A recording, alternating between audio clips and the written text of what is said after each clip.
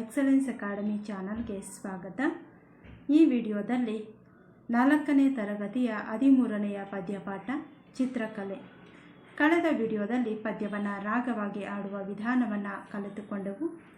ಈ ವಿಡಿಯೋ ಮುಖಾಂತರ ಪದ್ಯದ ಸಾರಾಂಶವನ್ನು, ಪ್ರಶ್ನೋತ್ತರಗಳನ್ನು ಮತ್ತು ಪದ್ಯದಲ್ಲಿ ಬರುವಂತಹ ಪದಗಳ ಅರ್ಥ, ಕಠಿಣ ಪದಗಳು ಅಥವಾ ಹೊಸ ಪದಗಳ ಅರ್ಥವನ್ನು ಈ ವಿಡಿಯೋ ಮುಖಾಂತರ ತಿಳಿದುಕೊಳ್ಳೋಣ. ಪದ್ಯವನ್ನು ನಾವು ಹಾಡುವುದರ ಮೂಲಕ ಪದ್ಯದ ವಿವರಣೆಯನ್ನು ಸಹ ತಿಳಿದುಕೊಳ್ಳೋಣ. ಪದ್ಯದ ಹೆಸರು ಚಿತ್ರಕಲೆ. ಗೋಪಿಯು ನನ್ನ ನಲುಮೆಯ ಮಿತ್ರ, ದಿನವೂ ಬಿಡಿಸುವ ಸುಂದರ ಚಿತ್ರ. ಸರಾಗ ಹರಿಯುವುದು ಕುಂಚದ ಓಟ, ವಿಧ ವಿಧ ಬಣ್ಣದ ಓ ಕುಳಿಯಾಟ. ಸರಾಗ ಹರಿಯುವುದು ಕುಂಚದ ಓಟ, ವಿಧ ವಿಧ ಬಣ್ಣದ ಓ ಕುಳಿಯಾಟ. ಪದ್ಯದ ಸಾರಾಂಶ ಎಂದರೆ, ಗೋಪಿಯು ನನ್ನ ಪ್ರೀತಿಯ ಸ್ನೇಹಿತ. ಆತನು ನಿತ್ಯವೂ ಸುಂದರ ಚಿತ್ರಗಳನ್ನು ಬಿಡಿಸುತ್ತಾನೆ. ಆತನ ಕೈಯಿಂದ ಯಾವುದೇ ಅಡೆತಡೆ ಇಲ್ಲದೆ ಕುಂಚವು ಹರಿದು ವಿವಿಧ ಬಣ್ಣಗಳಿಂದ ಆತನು ಚಿತ್ರವನ್ನು ರಚಿಸುತ್ತಾನೆ, ಬಿಡಿಸುತ್ತಾನೆ. ನಂತರದ ಸಾಲುಗಳನ್ನು ನೋಡೋಣ.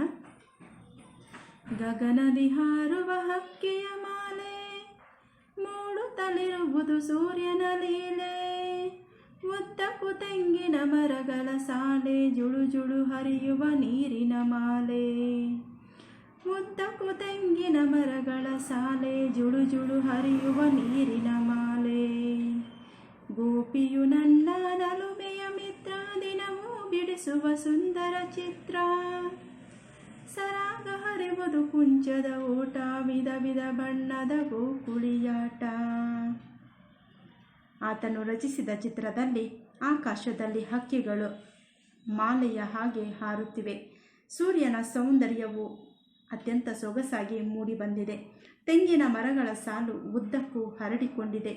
ನೀರಿನ ಕಾಲುವೆಯಲ್ಲಿ ನೀರು ಹೇಗೆ ಹರಿಯುತ್ತಿದೆ, ಜುಳು ಜುಳು ಎಂದು ನೀರು ಹರಿಯುತ್ತಿದೆ ಎಂದು ಇಲ್ಲಿ ಹೇಳುತ್ತಾನೆ.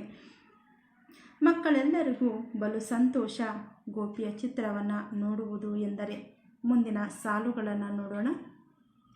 ಮಕ್ಕಳಿಗೆ ಇವುದು ಬಲು ಸಂತೋಷ, ಚೆಂದವು ಬಣ್ಣವು ಧರಿಸುವ ವೇಷ. ನೋಡಿದ ಕೂಡಲೇ ಹಾರುತ್ತ ಕುಣಿವರು, ನಾನಾ ಊಹೆಯ ಮಾಡುವರು. ನೋಡಿದ ಕೂಡಲೇ ಹಾರುತ್ತ ಕುಣಿವರು, ನಾನಾ ಊಹೆಯ ಮಾಡುವರು. ಗೋಪಿಯು ನನ್ನ ನಲುಮೆಯ ಮಿತ್ರ, ದಿನವೂ ಬಿಡಿಸುವ ಸುಂದರ ಚಿತ್ರ. ಸರಾಗ ಹರಿಯುವುದು ಕುಂಚದ ಓಟ, ವಿಧ ವಿಧ ಬಣ್ಣದ ಓ ಕುಳಿಯಾಟ. ಸರಾಗ ಹರಿಯುವುದು ಕುಂಚದ ಓಟ, ವಿಧ ವಿಧ ಬಣ್ಣದ ಓ ಕುಳಿಯಾಟ. ಇಲ್ಲಿ ಮಕ್ಕಳು ಗೋಪಿ ರಚನೆ ಮಾಡಿರುವ ಚಿತ್ರಗಳನ್ನು ನೋಡಿದರೆ ಅವರಿಗೆ ತುಂಬ ಸಂತೋಷ. ಆ ಚಿತ್ರಗಳನ್ನು ನೋಡಿ ಕುಣಿದಾಡುತ್ತಾರೆ. ನಾನಾ ತರಹದ ಕಲ್ಪನೆಗಳನ್ನು ಮಾಡುತ್ತಿದ್ದಾರೆ ಗೋಪಿ. ಮಕ್ಕಳೆಲ್ಲರೂ ಆಟ ಪಾಠ ಎಲ್ಲವನ್ನ ಬಿಟ್ಟು ಒಂದೆಡೆ ಸೇರಿ ಈತನು ರಚಿಸಿರುವ ಚಿತ್ರದ ಮೋಡಿಯನ್ನು ನೋಡಿ ಮಾತುಗಳನ್ನು ಆಡದೆ ಮುಗಿಸಿದ ಚಿತ್ರವನ್ನು ಯಾವುದೆಂದು ಕೇಳುತ್ತಾರೆ. ಪದ್ಯದ ಮುಂದಿನ ಒಂದು ಸಾಲುಗಳನ್ನು ನೋಡೋಣ. ಅಂದರೆ ಚಿತ್ರ ಅಂದರೆ ಗೋಪಿಯ ಊಹೆ ಏನು ಎಂದು ಇಲ್ಲಿ ಮಕ್ಕಳು ಕೇಳಿದಾಗ ಮುಂದುವರಿಯುತ್ತಾ ಪದ್ಯ ಹೀಗಿದೆ. ಎಲ್ಲವೂ ಬಿಟ್ಟು ಸುತ್ತಲೂ ಕೂಡಿ, ಸರಸರ ಮೂಡುವ ಮೋಡಿಯ ನೋಡಿ. ಮಾತನು ಬಂದು ಆಡುವರು, ಮುಗಿಸಿದ ಚಿತ್ರವ ಕೇಳುವರು. ಮಾತನು ಬಂದು ಮಾಡುವರು, ಮುಗಿಸಿದ ಚಿತ್ರವ ಕೇಳುವರು. ಗೋಪಿಯು ನನ್ನ ನಲುಮೆಯ ಮಿತ್ರ, ದಿನವೂ ಬಿಡಿಸುವ ಸುಂದರ ಚಿತ್ರ. ಸರಾಗ ಹರಿಯುವುದು ಕುಂಚದ ಓಟ, ವಿಧ ವಿಧ ಬಣ್ಣದ ಓ ಕುಳಿಯಾಟ. ಸರಾಗ ಹರಿಯುವುದು ಕುಂಚದ ಓಟ, ವಿಧ ವಿಧ ಬಣ್ಣದ ಓ ಕುಳಿಯಾಟ. ಹೀಗೆ ಎಲ್ಲವನ್ನ ಬಿಟ್ಟು ತರಗತಿಯಲ್ಲಿ ಆ ಮಕ್ಕಳು ಗೋಪಿ ಬಿಡಿಸುವ ಸರಸರ ಎಂದು ಬಿಡಿಸುವ ಮೂಡುವ ಚಿತ್ರದ ಮೋಡಿಯನ್ನು ನೋಡುತ್ತಾ ಅವರು ತಾವು ಮಾತನಾಡುವ ಮಾತುಗಳನ್ನೆಲ್ಲ ಬಂದು ಮಾಡಿ ಮುಗಿಸಿದ ಚಿತ್ರವನ್ನು ಕೇಳುತ್ತಾರೆ ಮಕ್ಕಳೆಲ್ಲರೂ ಗೋಪಿಯನ್ನು. ಮುಂದುವರಿಯುತ್ತಾ ಪದ್ಯದ ಸಾಲುಗಳು ಹೀಗಿದೆ. ಕಾಲನ ಬಳಿಗೆ ಎಲ್ಲವೂ ಬಲಿಯು, ಚಿತ್ರಕ್ಕೆ ಮಾತ್ರ ಶಾಶ್ವತ ನೆಲೆಯು. ಕಾಲನ ಬಳಿಗೆ ಎಲ್ಲವೂ ಬಲಿಯು, ಚಿತ್ರಕ್ಕೆ ಮಾತ್ರ ಶಾಶ್ವತ ನೆಲೆಯು. ಕಣ್ಮನ ತಣಿಸುವ ಚಿತ್ರಕಲೆ, ಹಾಗದು ಕಟ್ಟಲು ಇದರ ಬೆಲೆ. ಕಣ್ಮನ ತಣಿಸುವ ಚಿತ್ರಕಲೆ, ಹಾಗದು ಕಟ್ಟಲು ಇದರ ಬೆಲೆ. ಮಕ್ಕಳೆಲ್ಲರೂ ಮೂಕ ವಿಸ್ಮಿತರಾಗಿ ಚಿತ್ರವನ್ನು ನೋಡುತ್ತಿದ್ದಾರೆ. ಮಾತನ್ನು ಬಂದು ಮಾಡಿ. ಕಾಲವು ತನ್ನ ಬಳಿಗೆ ಎಲ್ಲವನ್ನ ಬಲಿ ತೆಗೆದುಕೊಳ್ಳುತ್ತದೆ, ಆದರೆ ಚಿತ್ರಕ್ಕೆ ಮಾತ್ರ ಸ್ಥಿರ ನೆಲೆ ಸ್ಥಾನ ಇರುತ್ತದೆ. ಎಲ್ಲರ ಕಣ್ಣು ಹಾಗೂ ಮನಸ್ಸನ್ನು ತಣಿಸುವ ಚಿತ್ರಕಲೆಗೆ ನಾವು ಬೆಲೆಯನ್ನು ಕಟ್ಟಲು ಆಗುವುದಿಲ್ಲ ಎಂದು ಇಲ್ಲಿ ಪದ್ಯದ ಸಾರಾಂಶವನ್ನು ನಾವು ತಿಳಿಯಬಹುದು. ಗೋಪಿ ಬಿಡಿಸಿದ ಚಿತ್ರದ ಒಂದು ಶಾಶ್ವತವು ಮತ್ತು ಅದನ್ನು ವರ್ಣಿಸಲು ಅಸಾಧ್ಯವಾದದ್ದು ಎಂಬುದಾಗಿ ಇಲ್ಲಿ ಪದ್ಯದ ಸಾರಾಂಶವನ್ನು ತಿಳಿಯಬಹುದು. ಇನ್ನು ಪದ್ಯದಲ್ಲಿ ಬರುವಂತಹ ಕೆಲವೊಂದು ಪ್ರಮುಖ ಪದಗಳ ಅರ್ಥವನ್ನು ನೋಡೋಣ. ನಲುಮೆ ಎಂದರೆ ಪ್ರೀತಿ ಎಂದರ್ಥ. ಮಿತ್ರ ಎಂದರೆ ಸ್ನೇಹಿತ. ಇಲ್ಲಿ ನಲುಮೆ ಅನ್ನೋ ಪದವನ್ನು ನಾವು ನೋಡಿದಾಗ ಗೋಪಿಯು ನನ್ನ ನಲುಮೆಯ ಮಿತ್ರ ಅಂದರೆ ನನ್ನ ಪ್ರೀತಿಯ ಮಿತ್ರ ಎಂದರ್ಥ. ಮಿತ್ರ ಎಂದರೆ ಸ್ನೇಹಿತ, ಹಾಗೆ ಗೆಳೆಯ ಎಂಬ ಅರ್ಥವನ್ನು ಸಹ ನೀಡುತ್ತದೆ. ಇನ್ನು ಗಗನ ಎಂದರೆ ಆಕಾಶ ಎಂಬ ಅರ್ಥ. ಗಗನ ಎನ್ನುವ ಪದಕ್ಕೆ ಸಮಾನ ಅರ್ಥಕವಾಗಿ ನಾವು ಬಾನು, ಆಗಸ, ಬೇರೆ ಬೇರೆ ಪದಗಳಿಂದ ಕರೆಯಬಹುದು. ಇಲ್ಲಿ ಗಗನ ಎಂದರೆ ಆಕಾಶ. ಇನ್ನು ನಾಳೆ ಎಂದರೆ ನೀರು ಹರಿಯುವ ಒಂದು ಕಾಲುವೆ. ಊಹೆ ಎಂದರೆ ಕಲ್ಪನೆ. ಗೋಪಿಯ ಕಲ್ಪನೆ ಚಿತ್ರ ಬಿಡಿಸುವುದರಲ್ಲಿ ಸೊಗಸಾಗಿ ಮೂಡಿ ಬಂದಿದೆ. ಇಲ್ಲಿ ಮೋಡಿ ಅಂದರೆ ರೀತಿ, ಲೀಲೆ ಅಂದರೆ ಸೌಂದರ್ಯ, ಸರಾಗ ಅಂದರೆ ಗೋಪಿ ಬಿಡಿಸುವಂತಹ ಚಿತ್ರ ಅಡೆತಡೆ ಇಲ್ಲದೆ ಸರಾಗವಾಗಿ ಸಾಗುತ್ತಿತ್ತು. ಸುಲಭವಾಗಿ ಎಂದು ಅರ್ಥವನ್ನು ಸಹ ಕೊಡಬಹುದು. ಧರಿಸು ಎಂದರೆ ತೊಡು ಹಾಕಿಕೊಳ್ಳು ಎಂಬರ್ಥ. ವೇಷ ಎಂದರೆ ಅಲಂಕಾರ, ವಯ್ಯಾರ ಎಂಬರ್ಥ. ಶಾಶ್ವತ ಅಂದರೆ ಸ್ಥಿರವಾದದ್ದು, ಅಂದರೆ ಗೋಪಿ ರಚನೆ ಮಾಡಿರುವಂತಹ ಚಿತ್ರ ಮಾತ್ರ ಶಾಶ್ವತ. ಕಾಲ ಬದಲಾಗಬಹುದು, ಆದರೆ ಗೋಪಿ ರಚನೆ ಮಾಡಿರುವಂತಹ ಚಿತ್ರ ಮಾತ್ರ ಸ್ಥಿರ, ಶಾಶ್ವತ, ಯಾವಾಗಲೂ ಎಂಬ ಅರ್ಥವನ್ನು ನೀಡುತ್ತದೆ. ತಣಿಸು ಎಂದರೆ ತೃಪ್ತಿಗೊಳ್ಳು ಅಥವಾ ಶಾಂತಗೊಳಿಸು ಎಂಬ ಅರ್ಥವನ್ನು ನೀಡುತ್ತದೆ. ಅಂದರೆ ಗೋಪಿ ರಚನೆ ಮಾಡಿರುವ ಚಿತ್ರಗಳು ಎಲ್ಲರನ್ನ ತಣಿಸುತ್ತವೆ, ತೃಪ್ತಗೊಳಿಸುತ್ತವೆ, ಶಾಂತಗೊಳಿಸುತ್ತವೆ ಎಂಬ ಅರ್ಥವನ್ನು ನೀಡುತ್ತದೆ. ಇನ್ನು ಪದ್ಯದಲ್ಲಿ ಬಂದಿರುವ ಟಿಪ್ಪಣಿ ಪದಗಳು ಎಂದರೆ ಓಕುಳಿಯಾಟ ಎಂದರೆ ಬಣ್ಣವನ್ನು ಎರಚಿ ಆಡುವ ಒಂದು ಆಟ. ಅದು ನಾವು ಪ್ರತಿ ವರ್ಷ ಓಕುಳಿಯಾಟ ಅಂದರೆ ಬಣ್ಣ ಎರಚುವ ಹಬ್ಬವನ್ನು ಮಾಡುತ್ತೇವೆ. ಅದು ಇಲ್ಲಿ ಓಕುಳಿಯಾಟ ಅಂದರೆ ಚಿತ್ರವನ್ನು ಬಣ್ಣಗಳಿಂದ ತುಂಬಿಸುತ್ತಿದ್ದಾನೆ ಎಂದರ್ಥ.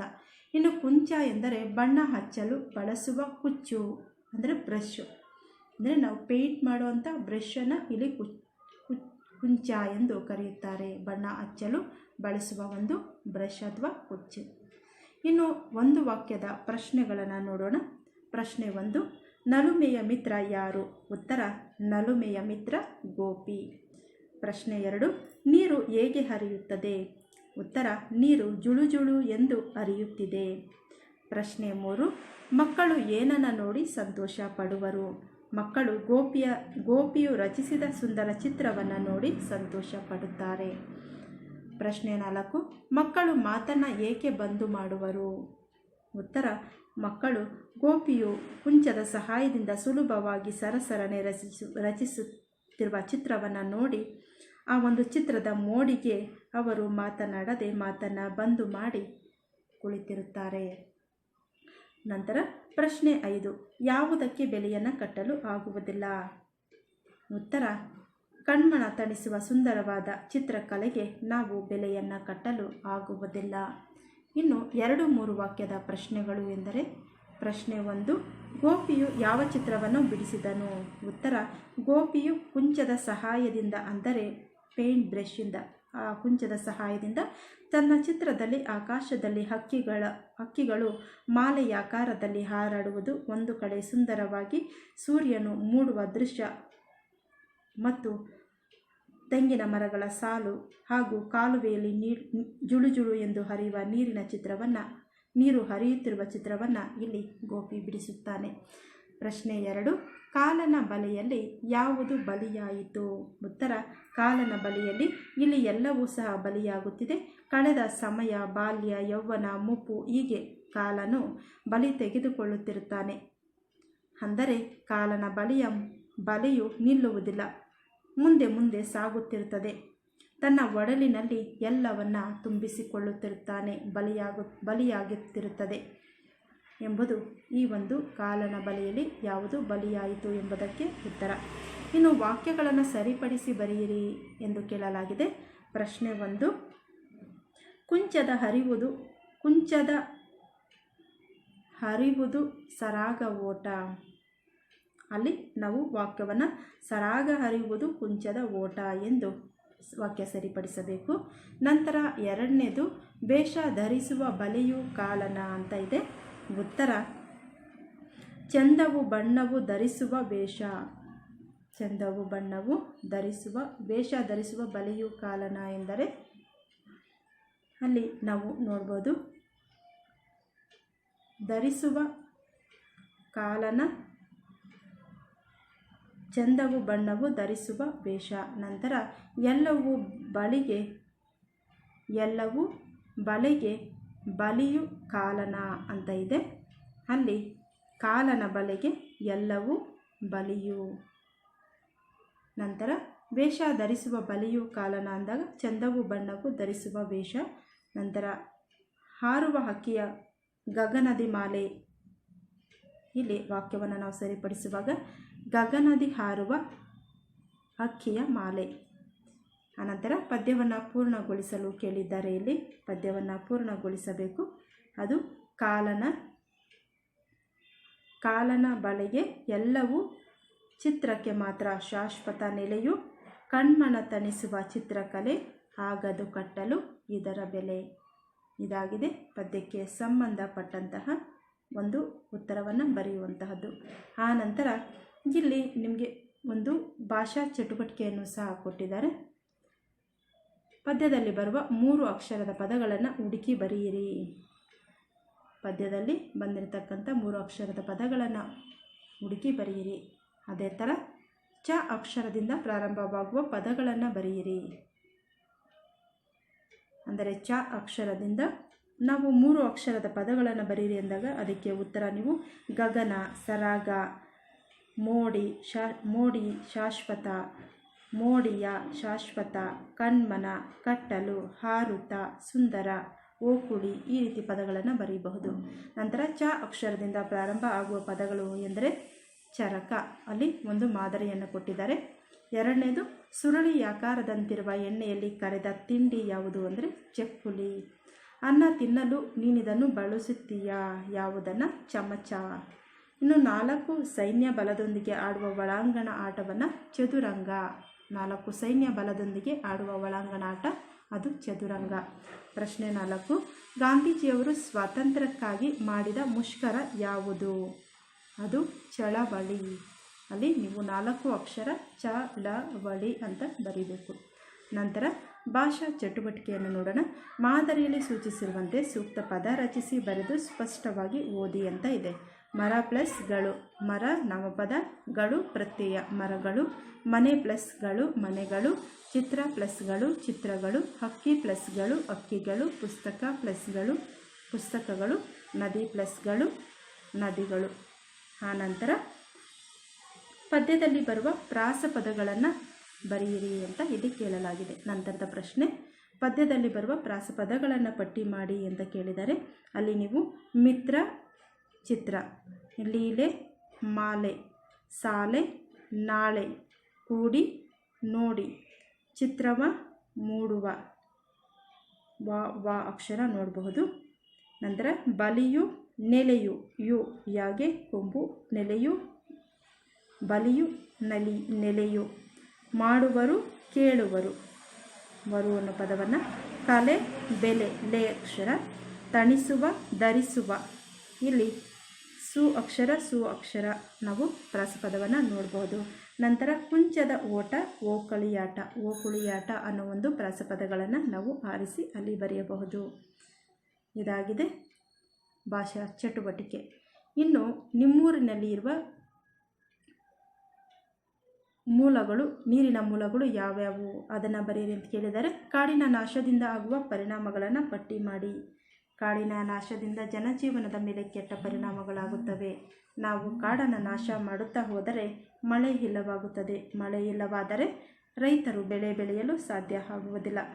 ನಾವು ಹೊಲದಲ್ಲಿ ಬಿತ್ತಿ ಬೆಳೆಯಲು ಮಳೆ ಇಲ್ಲದಿದ್ದರೆ ಸಾಧ್ಯ ಆಗುವುದಿಲ್ಲ. ಹಾಗೆಯೇ ಮಾರುಕಟ್ಟೆಯಲ್ಲಿ ದವಸ ಧಾನ್ಯಗಳ ಬೆಲೆ ಹೆಚ್ಚುತ್ತಾ ಹೋಗುತ್ತದೆ. ಕಾಡನ್ನು ನಾಶ ಮಾಡಿದಂತೆಲ್ಲ ನಾವು ಸೂರ್ಯನ ಪ್ರಖರತೆಯಿಂದ ಬಿಸಿಲು ಜಾಸ್ತಿಯಾಗಿ ಅದು ಆರೋಗ್ಯದ ಮೇಲೂ ಸಹ ದುಷ್ಪರಿಣಾಮವನ್ನು ಬೀರುತ್ತದೆ. ಆದ್ದರಿಂದ ಸಕಾಲಕ್ಕೆ ಮಳೆ ಬಾರದೇ ಹೋದರೆ ಬರಗಾಲ ಪರಿಸ್ಥಿತಿ ನಿರ್ಮಾಣವಾಗುತ್ತದೆ. ಜನ ಹಾಗೂ ಜಾನುವಾರುಗಳಿಗೆ ನೀರಿಲ್ಲದೆ ಆಗುತ್ತದೆ. ಎಲ್ಲ ಕಡೆಗೂ ತೊಂದರೆಗಳು ಆರಂಭವಾಗುತ್ತದೆ. ಕಾಡಿನ ನಾಶದಿಂದ ನಾವು ಅನೇಕ ದುಷ್ಪರಿಣಾಮಗಳನ್ನು ಎದುರಿಸಬೇಕಾಗುತ್ತದೆ. ಇನ್ನು ನಿಮ್ಮ ಊರಿನಲ್ಲಿ ನೀರಿನ ಮೂಲಗಳನ್ನು ತಿಳಿಸಿ ಅಂತ ಕೇಳಿದಾಗ, ನೀರಿನ ಮೂಲಗಳು ಯಾವುದ್ಯಾವುದು ಅಂತ ಕೇಳಿದಾಗ, ನೀವು ನಿಮ್ಮ ಊರಿನ ಹೆಸರನ್ನು ಬರೆದು, ನಮ್ಮ ಊರಿನ ಒಟ್ಟು ಜನಸಂಖ್ಯೆ ಎಷ್ಟು ಅಂತ ಬರೆದು, ಎಷ್ಟು ಜನಸಂಖ್ಯೆ ಇದೆ ಆ ಜನಸಂಖ್ಯೆಯನ್ನು ಬರೆದು, ನಮ್ಮ ಊರಿನ ಮುಖ್ಯ ನೀರಿನ ಮೂಲಗಳು ಎಂದರೆ ಕೆರೆ, ಬಾವಿ, ಕಟ್ಟೆ ಹಾಗೂ ಪೈಪುಗಳು, ಬೋರ್ವೆಲ್, ಹೀಗೆ ನಾವು ನೀರನ್ನು ಉಪಯೋಗಿಸುತ್ತೇವೆ. ಬಾವಿಯ ನೀರನ್ನು ಸಹ ಬಳಸುತ್ತೇವೆ. ಸ್ನಾನಕ್ಕೆ, ಬಟ್ಟೆ ಒಗೆಯಲು, ಇತರೆ ಕೆಲಸಗಳಿಗೆ ಕೈ ಪಂಪುಗಳನ್ನು ಬಳಸುತ್ತೇವೆ. ನಮ್ಮ ಊರಿನ ಜಾನುವಾರುಗಳಿಗೆ ಕುಡಿಯಲು ಕೆರೆಯ ನೀರನ್ನು ಉಪಯೋಗಿಸುತ್ತೇವೆ. ಹೀಗೆ ನೀರಿನ ಮೂಲಗಳನ್ನು ಸಹ ನೀವಿಲ್ಲಿ ಬರೆಯಬೇಕಾಗುತ್ತದೆ. ಇದಾಗಿದೆ ಪದ್ಯಕ್ಕೆ ಸಂಬಂಧಪಟ್ಟಂತೆ ಪದ್ಯದ ಸಾರಾಂಶ, ಪ್ರಶ್ನೋತ್ತರಗಳು, ಪದಗಳ ಅರ್ಥ, ನಂತರ ಭಾಷಾ ಚಟುವಟಿಕೆ, 2-3 ವಾಕ್ಯದ ಪ್ರಶ್ನೆಗಳು ಎಲ್ಲವನ್ನು ತಿಳಿದುಕೊಂಡೆವು. ಮುಂದಿನ ವಿಡಿಯೋದಲ್ಲಿ ಮತ್ತೊಂದು ಹೊಸ ಪದ್ಯ ಇಲ್ಲವೇ ಗದ್ಯವನ್ನು ತಿಳಿದುಕೊಳ್ಳೋಣ. ವಿಡಿಯೋ ಇಷ್ಟವಾದರೆ ತಪ್ಪದೆ ಲೈಕ್ ಮಾಡಿ, ನಿಮ್ಮ ಗೆಳೆಯರ ಜೊತೆ ಶೇರ್ ಮಾಡಿ. ಧನ್ಯವಾದಗಳು.